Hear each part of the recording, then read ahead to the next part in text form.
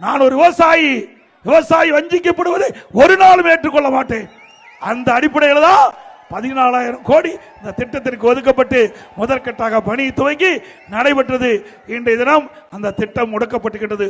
இந்த திட்டம் மட்டும் நிறைவேற்றப்பட்டிருந்தா இன்றைக்கு மேட்டூர் அணையிலிருந்து திறக்கப்படுகின்ற உபரி நீர் வீணாக போய் கடலிலே கலக்கின்றது.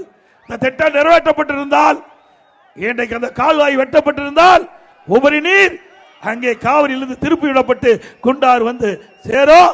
இந்த பகுதி மக்களுக்கு தேவையான நீர் கிடைச்சிருக்கும். இன்றைக்கு கண்மாயில் நிரப்பப்பட்டிருக்கும், நிலத்தடி உயர்ந்திருக்கும், விவசாயத்திற்கு தேவையான நீர் கிடைச்சிருக்கும். ஆனா இந்த அரசு செய்யல. விவசாயிகள் விரோத அரசு திமுக அரசு என்பதை எண்ணி பார்க்க வேண்டும். மீண்டும் உங்களுடைய ஆதரவோடு அனைத்து இந்திய அண்ணா திராவிட முன்னேற்ற கழகம் வெற்றி பெறும். ஆட்சி அமைக்க பிறகு இந்த மக்களுடைய கனவு திட்டம் காவிரி குண்டாறு திட்டம், அதை அண்ணா திமுக அரசு நிறைவேற்றி நானே வந்து திட்டத்தை துவக்கி வைப்பேன்.